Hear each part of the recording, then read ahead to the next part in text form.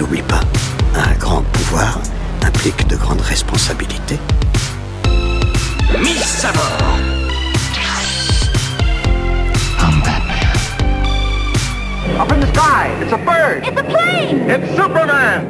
Bonjour à toutes et tous et bienvenue dans la bande des comics, émission numéro 45. En ce samedi matin, nous vous préparons une émission, je l'espère, de qualité comme d'habitude, sans nul doute, comme tu le dis.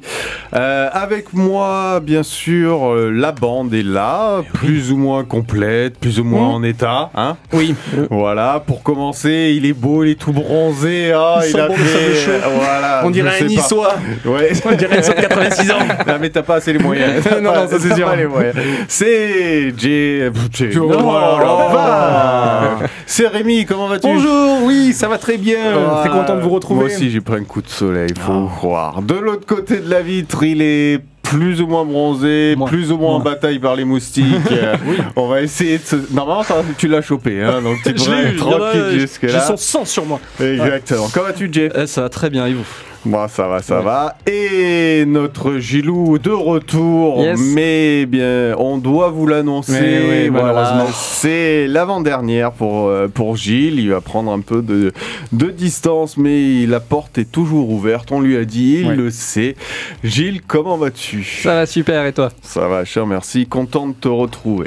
Alors, au programme cette semaine, tout d'abord, les actualités comme d'habitude. Ensuite, un petit dossier sur les annonces qui ont été faites au San Diego Comic Con et bien sûr le palmarès des Eisner Awards. Ensuite, on passera aux chroniques et on finira bien sûr, pour son départ, bientôt précoce, le quiz de Gilles en beauté. Voilà, écoutez, mesdames et messieurs, on va pas tarder tout de suite, c'est n'importe quoi. ça passe. On met un jingle et on va aux actualités. Breaking news. Alors, qui commence une première news? Tiens, Gilles, on t'écoute. Moi, c'est la sortie le 28 août. Je sais pas pourquoi j'avais octobre en tête, mais non, c'est en août. Non, ça n'a rien à voir en plus. Ah ouais, non, moi je suis déjà à Noël, ça y est. Ah écoute. Et il prend un peu d'avance, lui. Ouais. D'une édition limitée de la bande dessinée Celle qui parle, chez Grand Angle, de Alicia Jaraba. D'accord. C'était une bande dessinée qui parlait de la Malinche au Mexique. La Malinche, Malinche, pour ceux qui ne connaissent pas, c'est celle qui a aidé les premiers explorateurs, les premiers conquistadors à rentrer en contact avec les peuples Inca et Maya. Et elle est considérée pour beaucoup comme une traîtresse parce qu'elle a amené les conquistadors et donc la décimation des Mayas ensuite et des Incas. Je me souviens jamais les différents ordres entre les Incas, les Mayas et... C'est les Mayas qui étaient en premier, non? Je sais pas, justement, tu verras, tu vérifieras. Voilà. Et enfin bref, et Malinche donc est un personnage très particulier parce que après des gens ont quand même étudié avec le temps, je me permets de prendre un peu plus long, parce que c'est quelque chose en histoire qui me passionne assez. Des gens ont pris le temps d'étudier et ont découvert parmi les journaux, etc., des conquistadors, mais aussi de Malinche, que c'était une esclave qui avait été abusée par les Mayas, etc., qui avait été libérée au moment de l'arrivée des conquistadors et qui donc a trouvé et mis en place et rentré en contact avec ces conquistadors et il paraît que ça serait la première mère de métis en Amérique du Sud parce qu'elle s'était rapprochée de Cortés, était devenue quasiment sa femme, quoi. Oui. Après, ils ont retrouvé aussi des documents comme quoi elle était quand même assez partagée entre vraiment aider les conquistadors ou sauver sa culture. Voilà, donc elle se vengeait aussi de ceux qui avaient abusé, mais elle voyait l'avancée des conquistadors et ce que ça pouvait faire. Donc c'est un personnage qui a été mis pendant un temps très, très à la marge et qui maintenant est réhabilité petit à petit, et c'est très bien d'avoir donc c'est très intéressant historiquement, c'est un personnage historique qui mérite d'être connu. D'accord. Voilà. Ok.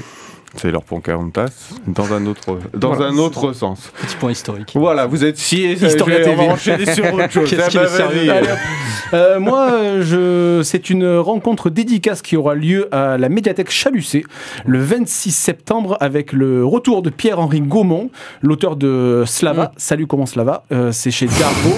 Et du coup, chaud. Et du coup, c'est une rencontre en partenariat avec les Libraires du Sud et Contrebande. Et je suis très heureux de le revoir. Comme ça, je pourrais faire me dédicacer les 2 derniers tomes de la série et j'aurai la série entièrement dédicacée. Assez fan de Slava, si je me souviens Oui, bien. sur les conseils de Gilou qui m'avait dit vas-y. Nous redire Slava, en fait, c'est à la chute du bloc communiste. Tu as un duo, un peu le buddy movie, mais du coup, il y en a un qui veut piller en fait toutes les ressources de l'ex-bloc soviétique pour se faire de l'argent, et l'autre qui est un peu plus artiste et poète dans l'âme, qui lui, non, va plus sur la conservation de l'histoire. Et donc, tu as ces 2 personnages qui sont complémentaires, mais qui vont un peu s'opposer là-dessus. Premier tome était excellent, et du coup, j'en profiterai pour terminer le triptyque. D'accord, donc en fait, il représente les 2 facettes de comment les gens sont positionnés. Voilà, sur la chute du bloc communiste, et voilà, donc vraiment très, très intéressant et très content. Le 26 septembre, donc à Chalucé. Donc 4 tomes. 3 tomes. 3. D'accord. Tu feras la blague du coup? Slava. Ça se tente. Ouais. Allez, je prends un engagement ici. Comment Slava? Allez, bonjour Pierre-Henri, comment cela va? Et on verra. Ça, je me fais sortir par la sécurité. Je suis pas sûr que tu devrais pas le faire après la dédicace. C'est ça. D'autres avant, on verra. Ouais, Allez, on verra. tu verras. Jay? Moi, je vais vous parler d'un comics qui est paru aux États-Unis chez Image, qui s'appelle The Holy Roller. The Holy Roller, qui va sortir en 2025, qui a été annoncé chez Comics Initiative. Ça vous parle pas à aucun d'entre vous? Non. Non, alors attention pas, le pitch, là on est dans l'histoire, mais c'est très très fin. Il s'agit d'un justicier qui défonce des nazis avec une boule de bowling. Voilà. Un super-héros qui a une boule de bowling, mais attention, l'équipe qui a derrière, l'équipe au scénar, on a donc Rick Remender, dont on parle déjà assez souvent ici, Joe Troman, qui est le guitariste de Fall Out Boy, du groupe de punk rock, Andy Samberg, il faut pas que je me trompe, parce qu'il a un nom qui ressemble beaucoup à un de ses homologues, qui joue dans Brooklyn Nine-Nine, la Bible. Les 3 du coup sont scénaristes, et le dessinateur c'est Roland Boschi, voilà, qui est du coin aussi, qui est de la région. Et donc voilà, on a une équipe absolument fantastique. J'ai lu les premiers numéros, c'est complètement what the fuck, mais c'est assez savoureux, c'est assez sympa. Et donc voilà, ça sera probablement en financement participatif, comme ce que font beaucoup aujourd'hui Comics Initiative. Et voilà, on est très content de découvrir ça en VF bientôt. Nous qui sommes assez fans d'indé en général, de toute façon. One shot série. C'est visiblement, pour l'instant, ils ont annoncé soit une ongoing, soit une maxi série. Il y a quelques numéros qui sont déjà sortis aux États-Unis. D'accord. Je pense pas qu'ils vont faire un très long avec une histoire comme le pitch, ça. Tu peux pas le tenir pendant 12 volumes, c'est pas possible. Ouais, bon après de toute façon, ce que sortent en site issues comme ils appellent ça, généralement nous fait un one shot une fois que ça arrive chez nous. Ils compileront. Effectivement. De mon côté, vous avez peut-être vu un peu avec la D23, donc la convention de Disney, les présentations des différents extraits de ce qui nous attend en termes de Marvel, etc.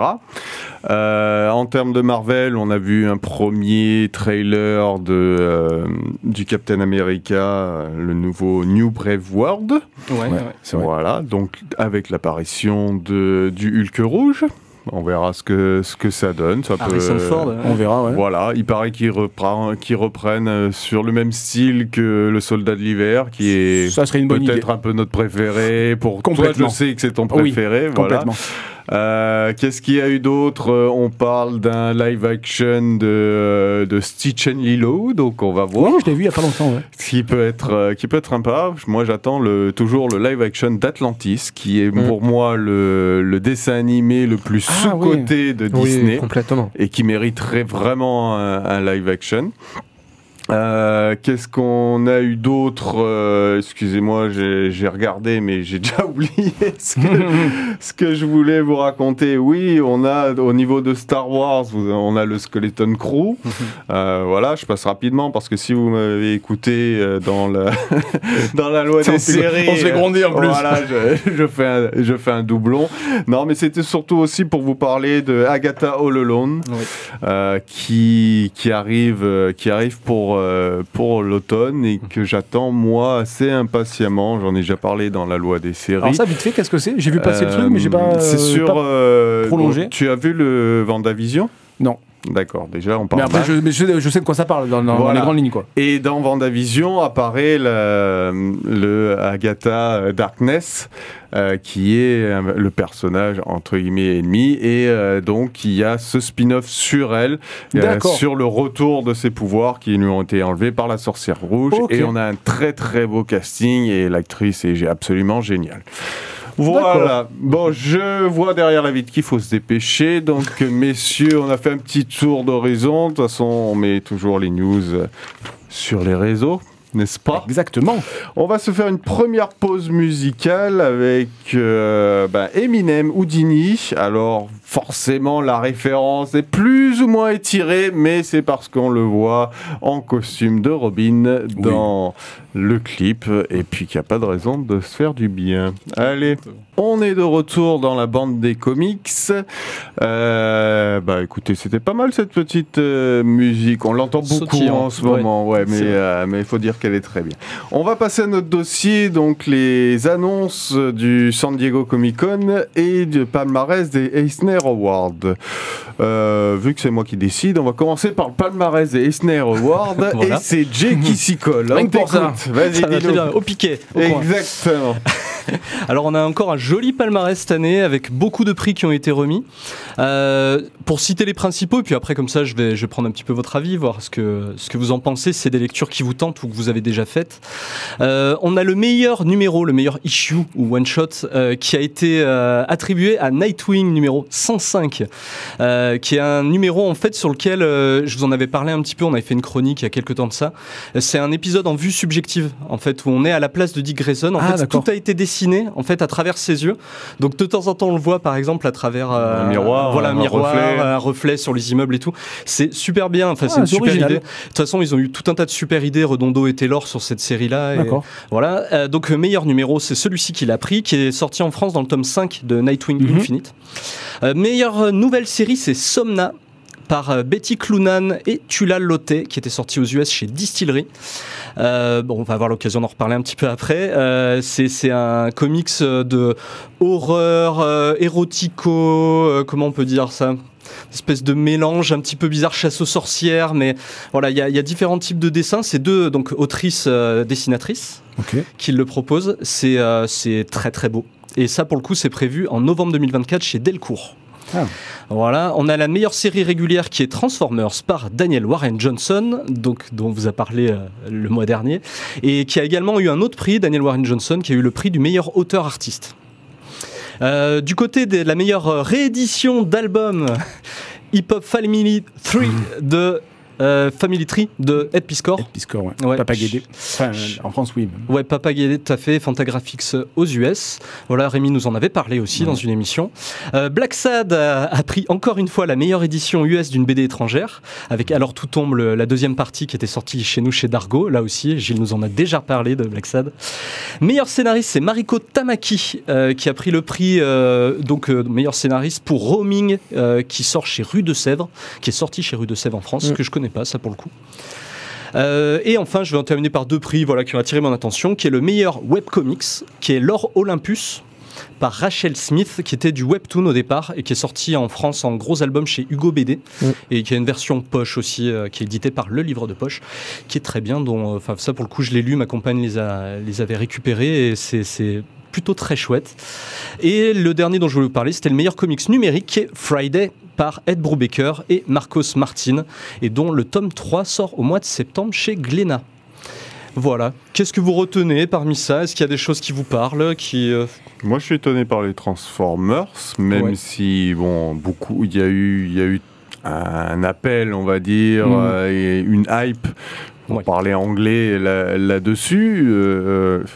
De là, ils mettent le meilleur. Je sais pas, toi, tu l'as lu, c'est ce que tu as lu, ce que tu avais acheté, c'est exactement ça. C'est celui-ci, ouais. Moi, j'ai trouvé pas cheap, mais old school. Le dessin était très très old school. Voilà.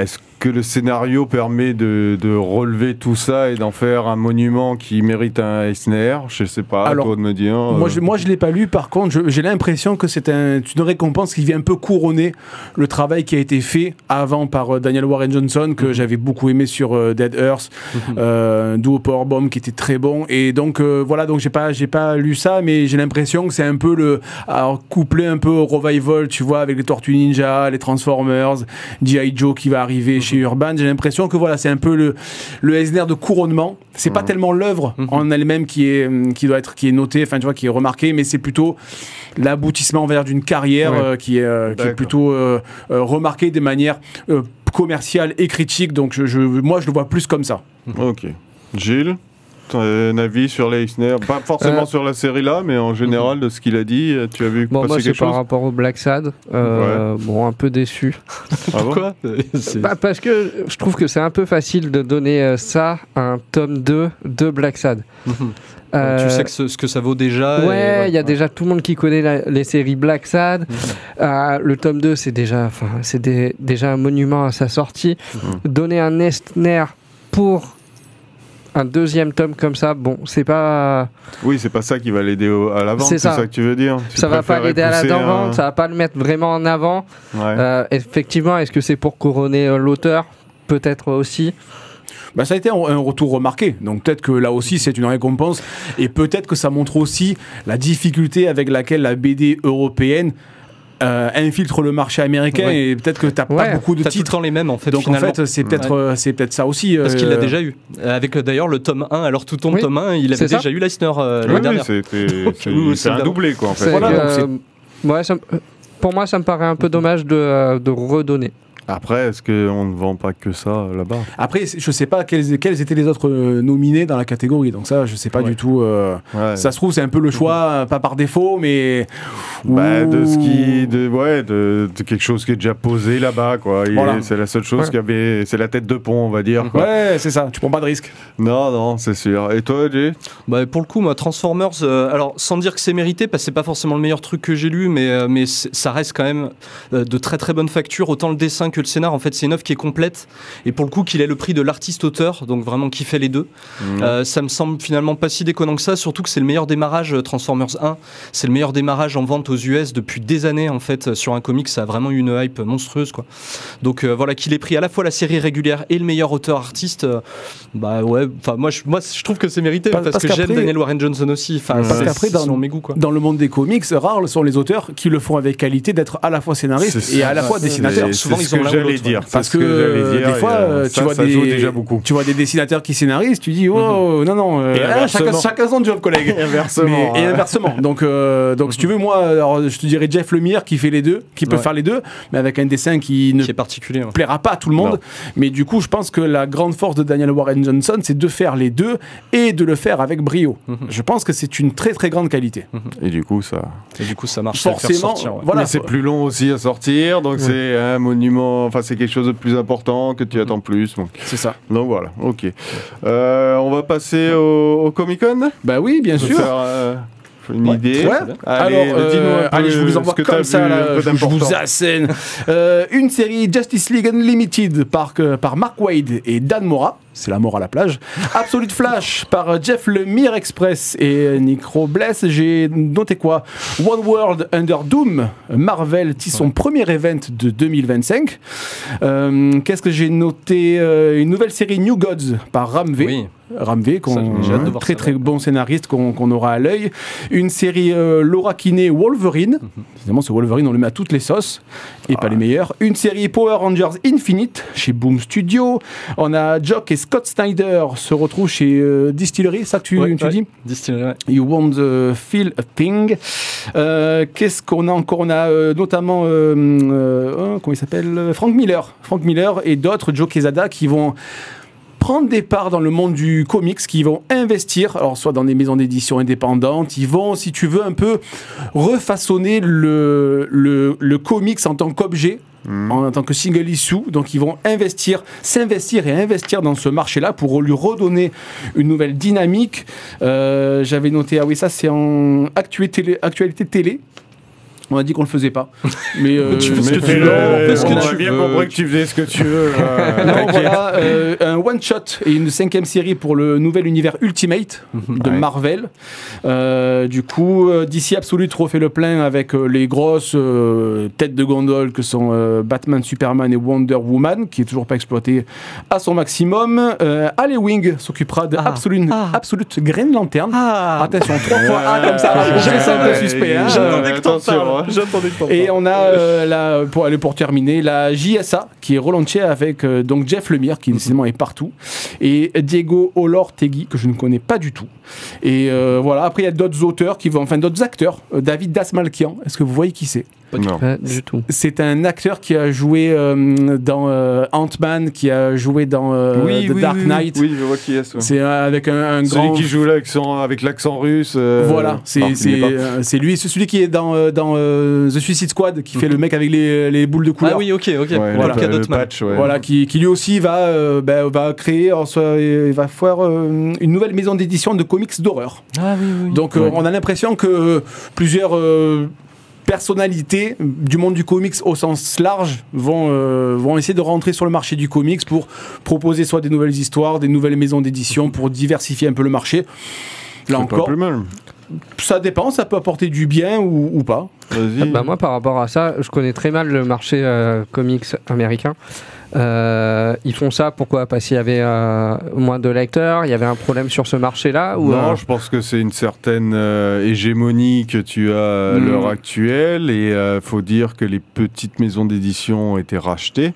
Quand tu vois que même Millard Ward a été racheté par Netflix, pourtant Millard avait une certaine assise qui lui avait permis de faire une diversité, mais il a fini par être racheté, même s'il garde la main dessus, il a fini par être racheté, et c'est pas plus mal d'avoir ces grands noms qui pourront associer leur nom aux premières publications et ainsi amener de la vente et une prise. Je pense que c'est un peu comme l'a fait Keanu Reeves avec Berserker, en fait.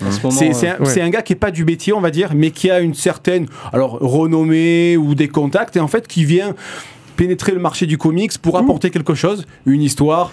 C'est pas moi qui l'ai fait. Apporter une histoire, apporter en fait un peu soit de finance ou quoi, comme l'a dit RD, parce que tu as ces deux grosses maisons d'édition, tu vois, les Big Two en fait, qui écrasent tout. Donc, et tu sais pertinemment que tu vas attraper un nouveau lectorat, soit qui est un peu lassé des Big Two ou qui veut lire un peu autre chose. Et du coup, c'est peut-être ça qui est bien avec cette forme de financement en fait. Jay, vas-y. On l'a vu avec The Holy Roller dont je vous parlais tout à l'heure, où ils vont chercher des acteurs, des musiciens. Il y a Def Leppard aussi qui a été annoncé à la Comic Con, le groupe de hard rock Def Leppard, qui va sortir un comics chez Volt, donc avec une histoire sur une guitare maléfique héritée par une chanteuse, etc. Et ils vont sortir un disque en parallèle en fait du comics. Ils vont faire un EP et donc ça va servir de bande originale en fait. Donc c'est vraiment interconnecté, et oui, ils font du Star Talent quoi. Ils font comme au cinéma en fait, quand en France ils prennent des doubleurs, des footballeurs, etc. Ça ramène des gens quoi qu'il arrive. Si t'as la voix de Griezmann ou machin, même si c'est pas des gars dont c'est le métier, et c'est triste pour les acteurs de doublage qui sont très talentueux, mais là c'est un peu la même chose en fait. Au lieu de chercher juste des auteurs, des artistes qui sont déjà dans le milieu du comics, ils vont aller chercher des musiciens, des célébrités en fait. Clairement, moi pour avoir lu le premier tome de Berserker, c'est horrible. Moi j'ai trouvé ça mais d'une pauvreté, tu vois, scénaristique mais abyssale quoi. Mais par contre, de quoi on a parlé? Du fait que c'était Keanu Reeves, Delcourt a mis le paquet sur les SP, ils en ont envoyé que la Poste a tiré la langue tellement il livrait des SP. Donc en fait, voilà, c'est ça amène du buzz, ça amène de la visibilité. Alors après, il y aura de la qualité diverse parce qu'il y aura des choses qui seront horribles, d'autres choses qui vont plutôt bien s'en sortir. Donc voilà, ça amène de la diversité. Il y en a qui vont disparaître, il y en a qui vont rester. Ça redistribue un tout petit peu les cartes. DC et Marvel. Puis ça fait lire. Est-ce que c'est pas une goutte d'eau dans... Oui, quelque part, bien sûr. Mais l'initiative est là. L'initiative est là, et on peut pas rester, surtout dans ce domaine-là, sur quelque chose de figé. C'est comme celui qui a fait le Riddler chez Batman. C'est pas Mattson Tomlin. Mattson Tomlin, je sais plus, c'est le scénariste qui a fait un comics, c'est ça? C'est celui qui a bossé sur The Batman. Voilà. Je sais plus si c'est le scénariste de The Batman. Ah non, c'est Paul Dano. C'est l'acteur. The Riddler. C'est l'acteur. Alors c'est l'acteur qui a fait, c'est l'acteur qui jouait le Riddler dans le nouveau Batman, qui a écrit un comics. Alors je l'ai pas lu. Graphiquement graphiquement, il m'intéresse, mais je l'ai pas lu. Mais ça peut, des fois, tu te dis, bah tiens, ça peut être un one shot plutôt bien senti. Ça peut être, voilà, Berserker va être adapté en série animée. Si ça trouve son public, ma foi, moi j'ai pas du tout accroché, mais si ça trouve le public, tu dis bah allons-y, pourquoi pas. C'est ça. Moi, pour changer de sujet, je suis intéressé par le retour du monde Ultimate, voilà, qui a été créé dans les années 2000 justement par Mark Millar, qui a travaillé sur les Ultimates et sur Ultimate X-Men, si je ne m'abuse. Donc, il y a eu aussi Ultimate Spider-Man et Ultimate Fantastic Four, donc qui reprenaient les 4 plus grosses franchises pour les relancer, et le fait que ça revienne, ça peut être intéressant de voir, voilà, 25 ans après, comment la nouvelle génération d'auteurs va se réapproprier ça, plutôt que se réapproprier encore le canon.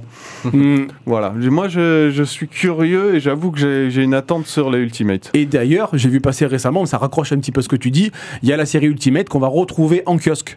Ils vont faire un peu comme Marvel achète, donc là aussi, ça peut être... Alors évidemment, ils commencent par Spider-Man, hein, ils sont pas bêtes, mais du coup, ça peut encore une fois amener des nouveaux lecteurs, parce qu'on sait que ces premiers numéros qui sont à 2-3 €, beaucoup de gens vont les prendre, et ça peut être une nouvelle entrée pour des lecteurs qui connaissaient Spider-Man, mais on dire bah tiens, ah ouais, mais en fin de compte ça n'a rien à voir, donc ça peut relancer un lectorat là aussi sur le monde des Ultimates, qui est toujours des fois parfois plus intéressant que il est plus proche de ce qu'on connaît avec les films déjà, c'est ça, parce que ça se raccroche, les films se sont raccrochés à ça au début, etc. Vas-y, Jay. Je voulais juste avoir votre avis, alors très rapidement, parce que voilà, on va pas s'épancher trop sur la partie ciné, mais vu que tout le monde en a parlé, ça serait quand même con de passer à côté. On a eu 2 grosses annonces ciné avec Fantastic Four First Step, donc le nom du film, et on a annoncé un nouvel acteur en Doctor Doom, qui est en fait un ancien acteur. Robert Downey Jr., donc Iron Man, qui revient et qui va jouer le gros antagonisme des derniers films Avengers 5 et 6, donc Doomsday et Secret Wars, et qui va être réalisé à nouveau par les frères Russo, qui étaient déjà sur les 2 derniers Avengers. Voilà, qu'est-ce que vous en pensez de ça? Est-ce que c'est pas bien? Écoute, le fait que Robert Downey Jr. revienne, c'est, je pense, pour eux le meilleur moyen qu'on ne parle plus de Kang. Oui, ces problèmes d'agression sexuelle qui a été condamné, voilà, et du fait que du coup il change totalement les prévisions, parce que ça devait être Kang, hein, le grand antagoniste. Secret Wars à la base, c'est une histoire qui rentre en compte avec Doom. Parce que c'est... ça dépend, le Secret War comprend. Hein, il y en a eu plusieurs. Mais il y a le Secret War, je pense que moi, à mon avis, ça va être sûrement celui-là de l'attaque de la Latverie plutôt, et les héros qui en effacent la mémoire pour pas qu'il y ait de problème de conflit international. Voilà, c'est une très très très bonne partie de l'histoire. Donc, je suis pas forcément mécontent. Il a une palette, hein. C'est un acteur quand même qui a une bonne capacité à nous faire oublier qu'on l'a vu dans Iron Man. Et je suis même pas sûr qu'il n'y ait pas une petite embrouille là-dedans qui fasse 5 minutes et que ça soit un autre. Hein. Moi, je suis assez, on va dire, plutôt déçu, parce que je trouve que cet acteur incroyable qui avait réussi à incarner un personnage de manière aussi incroyable. Il avait une sortie qui était des plus jolies, même si Endgame était facile, mais je trouve qu'il avait une sortie fantastique. Notre génération assimilera toujours Iron Man à Robert Downey Jr. Et là, de le faire sortir comme ça, alors oui, ça masque un peu Kang et les problèmes, mais je me dis que l'annonce est un peu facile. D'une manière... communication, c'est Robert Downey Jr., c'est fantastique. Ça a bien marché, hein. Ça a été, bien sûr. Mais par contre, je reste persuadé, et j'espère qu'il y aura une subtilité au niveau de l'histoire. Soit c'est un variant qui dure 2 secondes, mais je le vois pas en antagoniste principal. Si on raccroche un petit peu les Fantastic Four First Step, je crois, est-ce que va pas y avoir une petite un petit truc comme ça où voilà en fait on sait que la phase 5 est la phase du multiverse. Mais je reste un peu déçu. J'aurais aimé que Robert Downey Jr. reste sur cette fin fantastique d'Iron Man qui était pour moi très touchante. Ouais, moi je suis complètement d'accord avec toi. Je suis un peu sceptique par cette annonce. Et pour moi, l'acteur incarnera toujours Iron Man. Et c'était il y a 25 ans. Ouais, mais j'ai peur que 15 ans, pardon. J'ai peur que ça vienne un peu ternir tout ce qu'il a fait avec Iron Man. J'ai peur que ça. Pour nous, oui, mais pour la nouvelle génération, non. Oui, c'est vrai qu'après il y a toujours ça que je perds un peu de vue. Et puis comme je te dis, c'est un magnifique contre-feu. La seule chose qu'il ait fait à l'heure actuelle, c'est enlever son masque et écarter les bras. Oui, mais en termes de représentation, c'est beaucoup. Là, pour moi, Robert Downey Jr. il avait tourné avec Nolan. Tu vois, il passait à autre chose. Tu vois, et c'est un peu pour moi comme Chris Evans. Tu as été alors plus Captain America. Tu vois, qu'autre chose. Mais du coup, non, mais genre, Chris Evans pour moi c'est Captain America. Vraiment, celui que pour moi c'est la torche. Je me le représentais. Mais par contre, voilà. Je voudrais pas le voir dans un autre Marvel. Et encore moins dans un variant boiteux que les mecs ils ont trouvé en 30 secondes sur la cuvette, quoi. Pour moi ils vont réécrire l'histoire à partir de ça en fait. Et le scénariste, d'ailleurs c'est le même scénariste qu'Endgame, c'est les mêmes réals. Clairement ils vont partir de ce postulat d'avoir le même acteur et dire qu'est-ce qu'on peut faire comme histoire avec le jeu des variants, du multivers. Ouais, mais Jay, tu la vois arriver à 10 km la scène. Nous on va arriver pour l'instant. Tony, c'est toi. Voilà, oui. Mais non, c'est pas lui. C'est obligé qu'il le fasse. C'est obligé qu'il le fasse. Ça va durer 20 secondes. Et tous les vieux de la vieille qui ont 45 ans ils vont se dire oh putain ils l'ont fait quoi. Voilà. Mais chose que j'ai fait à Deadpool et Wolverine, je me suis dit oh putain il y avait un truc à pas faire, ils l'ont fait quoi. Ouais, comme dans Spider-Man quoi. J'ai dit je pense qu'on pourra se battre longtemps, surtout sur le Deadpool et Wolverine, il y aura de quoi se battre. J'ai dit non quoi. Un truc à pas faire. Un truc à pas faire, fallait faire. Désolé, non, pas Deadpool et Wolverine. Je veux qu'on fasse une émission spéciale Deadpool et Wolverine. Si tu veux, mais on n'a pas fini. Faut se face à face quoi. On n'a pas fini de s'engueuler, on en reparlera dans un mois ou deux quand ça ira plus trop de spoilers, ça pourra passer. Ok, bon on a fait le tour, hein. Je pense que c'était pas mal. Bon, on vous remettra les annonces et de toute façon vous pouvez retrouver tout ça sur internet sans problème. On va se refaire une nouvelle pause musicale. Alors c'est Earth Sounds, Walking Dead. Qui nous a choisi ça? C'est moi. Bah oui, c'est un groupe que j'aime beaucoup, c'est un petit groupe américain. Ouais. Bon écoute, envoie la musique. Vous êtes de retour sur Radioactive, vous écoutez la bande des comics. Nous avons passé maintenant à nos chroniques. On va vous raconter, vous parler de petites choses qu'on a découvertes, qu'on veut vous présenter, qu'on aime, etc. Et c'est Gilles qui va commencer aujourd'hui. Vas-y, on t'écoute. De quoi veux-tu nous parler? Moi, je voudrais remettre en avant une série que j'adore et qui est assez méconnue, on va dire. Est-ce que vous connaissez la série des Picobugs? Non, pas du tout. Ouais. Personne n'a lu? Non, jamais. Pas entier, mais comme je te disais, moi je suis sur Instagram, donc j'ai des extraits en quelques bulles, et c'est très très bien. Mais vas-y, parle. Alors, Picobug, ça va être une série en 12 volumes qu'on peut lire indépendamment. Même dans les tomes, à chaque fois, c'est que quelques cases, 4 ou 6, ça va dépendre du thème et de ce qu'il a envie de dire et de faire passer comme message. Picobug, c'est un petit garçon, si je me souviens bien, il a une dizaine d'années, et qui va se poser des questions sur la vie en général. D'accord. Et c'est tourné de façon humoristique et philosophique. Donc c'est pour un lectorat plutôt 10 ans, quoi, 10-12. Un petit peu plus, parce que tu peux le lire... T'as deux niveaux, t'as plusieurs niveaux de lecture. Oui, voilà, c'est un peu comme les Astérix, t'as différents niveaux de lecture. Tu peux commencer à partir de 10 ans, et même en tant qu'adulte, c'est absolument génial. Ce qu'il faut savoir, c'est que pour les plus petits, il y a la série avec sa petite sœur, Anna, qui reste un peu dans la même veine. Et voilà, c'est vraiment très très chouette, c'est quelque chose à lire. On est, pour vous dire, un peu dans le style des Calvin et Hobbes, mais voilà, en là plus, aussi je connais plus philosophique. Calvin et Hobbes, c'est quand même un monument. Hein. Ouais. On parle bien sûr du petit bonhomme avec son tigre en peluche qui prend vie, etc. Mais Picobug, alors déjà on est attiré par sa coupe de cheveux qui ressemble à rien. Mais oui, comme tu le dis, ça peut être très philosophique. On a souvent cette pointe d'humour qui vient te mettre un coup en plus de la réflexion que ça, tu vois, si tu lis derrière, t'es en train de rigoler. C'est le gars qui est en 4ème de coup, qui est super bonheur. Voilà. Et tu vois, je connaissais pas. Il se pose beaucoup de questions et il pose beaucoup de questions aussi. Donc tu vois le malaise qu'il peut poser face à certains adultes, etc. Donc il est très. Et puis donc t'as cette famille autour. Donc oui, ça se reporte à beaucoup de choses qu'on connaît. Comme tu dis, Calvin et Hobbes. Il y a moi j'ai trouvé un côté Boulet Bill aussi. Oui, effectivement, j'avais pas la.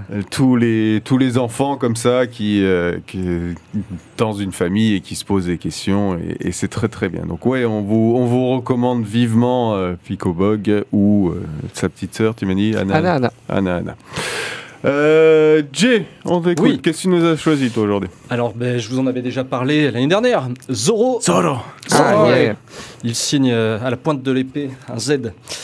Zorro d'Entre les Morts qui est sorti chez Urban Comics donc le 21 juin, jour de la fête de la musique. 128 pages, 20 €. 4 chapitres, donc une histoire très courte. Et ça sera probablement le seul défaut de cette histoire-là, c'est qu'elle est relativement courte et ça va très très vite. C'est une histoire qui se passe actuelle, à l'époque actuelle, donc dans la ville de La Vega, et où il célèbre en gros les 180 ans de l'avènement de Zorro, donc qui était un révolutionnaire à une époque et qui défendait la veuve et l'opprimé. Et les cartels, les cartels locaux en fait, donc dans cette ville mexicaine, font une attaque en fait, organisent une attaque au moment de cette célébration et tuent la personne qui incarnait Zorro, donc l'acteur qui incarnait Zorro à ce moment-là. Il se trouve qu'il avait 2 enfants qui étaient présents lors des événements. Et les 2 enfants, donc, qui s'appellent donc Diego et Rosa, ils vont être séparés. Et on va les retrouver 20 ans plus tard, donc 200 ans après l'avènement de Zorro. Et ils vont être soumis du coup à nouveau au cartel. Et ils vont commencer à fomenter une vengeance contre le fameux cartel qui a assassiné leur père. Okay. Donc voilà, c'est une simple histoire de vengeance, ça part vraiment de base, mais donc ça se passe à l'époque actuelle, il y a des bagnoles, parce que Sean Murphy, donc, qui est au dessin et à l'écriture, donc qu'on connaît pour Punk Rock Jesus, Batman White Knight et tout un tas d'autres choses, il adore dessiner des voitures, il adore dessiner l'action, donc il a toujours son trait assez vif et assez fin, avec des couleurs cette fois-ci, le coloriste s'appelle Simon Gough, je sais pas comment on prononce, c'est tout très sablonneux, orangé, jaune, enfin voilà, si vous avez l'occasion. Narcos. Ah ouais, Narcos complètement. Mais ça marche super bien. Tous les coloris, les tons qu'il va choisir, je vais essayer de pas vous spoiler par contre. Ouais. Ça sera un peu dommage. Il y a pas mal de scènes qui se passent dans la nuit aussi, donc bon, il a son cheval, Tornado, etc. Ouais. Et dans un monde un peu technologique, c'est assez savoureux à voir comment il arrive à mêler justement ce côté traditionnel de Zorro. Voilà, et il y a, moi, un des points qui m'a énormément plu, c'est le caméo. On a un personnage qui était apparu dans une autre œuvre indépendante de Sean Gordon Murphy et qu'on va retrouver dans cette histoire. Donc il connecte les deux. Il connecte son univers en fait et voilà. Je dirais pas qui c'est, je dirais pas quelle œuvre, mais je vous laisserai le découvrir avec grand plaisir. Tu as intrigué Rémi. Oui, parce que je vois pas de quel livre, sur quel titre. Alors je pense à un, mais s'il fait ça, waouh. Il a pas mis Jean Dujardin. Non, il a pas mis Jean Dujardin. Mais c'est assez surprenant, mais c'est très sympa. Jean Dujardin nous ressort un Zorro. C'est Punk Rock Jesus.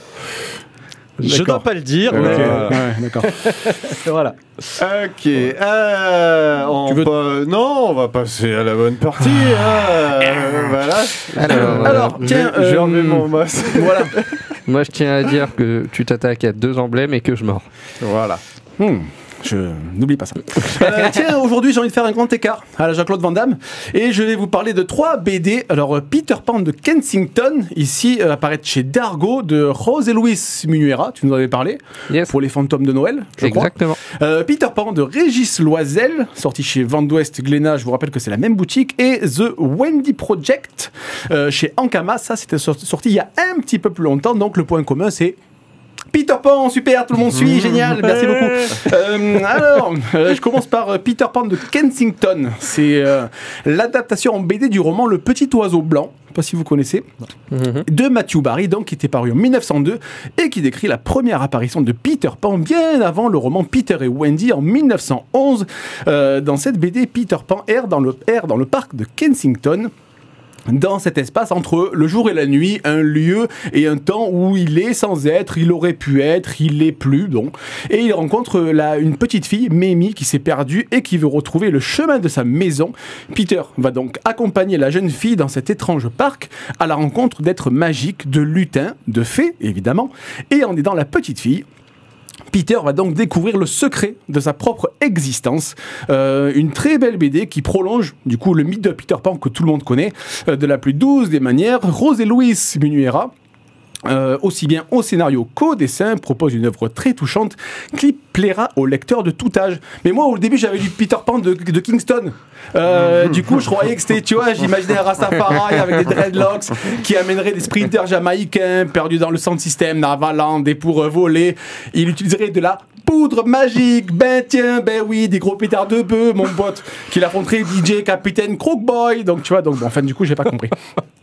Ensuite, Peter Pan de Loisel. Donc ça, c'était la partie drogue. Peter Pan de Loisel. Là, on va dans le dur. Là, c'est autre chose. Donc du coup, là, c'est pas pour les enfants. Hein, perdu ou pas, c'est pas pour les enfants. C'est à réserver à un public adulte. C'est une série finie en 6 tomes, publiée au début des années 90 et qui raconte comment Peter Pan est donc devenu un enfant perdu. Sa mère l'a abandonné. Il a fréquenté des endroits pas trop indiqués pour les mineurs, même maintenant et même avant. Il a croisé la route de Jack l'Éventreur. Il a, alors, chose assez facile, du coup, c'est qu'il savait pas comment appeler Capitaine Crochet. Du coup, il a coupé la main, il a foutu un crochet, il dit tiens, t'appelleras Capitaine Crochet. Ça, c'est pratique quand même. Et Julia Roberts, alors, Exit, hein, son costume fêté, recevoir, ouais, c'est bon, tu dégages. Non, là, elle est plantureuse, elle affiche un bon 95D, elle se balade en string, elle a pas honte, elle s'en fout complètement. Les sirènes se promènent seins nus, le body positive avant l'heure. Si j'avais lu ça à 15 ans, je serais resté un bon bout de temps aux toilettes. Ça, c'est moi qui te le dis. Et enfin, The Wendy Project, qui traite alors là d'une manière détournée du thème de Peter Pan, puisque une ado, Wendy donc, a un accident de voiture avec son petit frère Michael. La voiture plonge malheureusement dans une rivière. Wendy sort de l'eau, mais pas Michael. Tout le monde s'accorde pour le déclarer mort, mais on ne retrouve pas le corps. Mais Wendy est persuadée qu'il est vivant, qu'il est quelque part, et donc elle va partir à la recherche de son petit frère Michael, une bande dessinée extrêmement touchante. J'ai pas honte de le dire parce qu'il y a un cœur qui bat, mais j'ai pleuré comme un gosse à la fin. Mes Kleenex ne savaient pas qu'ils pouvaient aussi essuyer des larmes. Donc voilà, donc 3 bandes dessinées. Je t'avais dit, RD, que je ferai le grand chez l'M.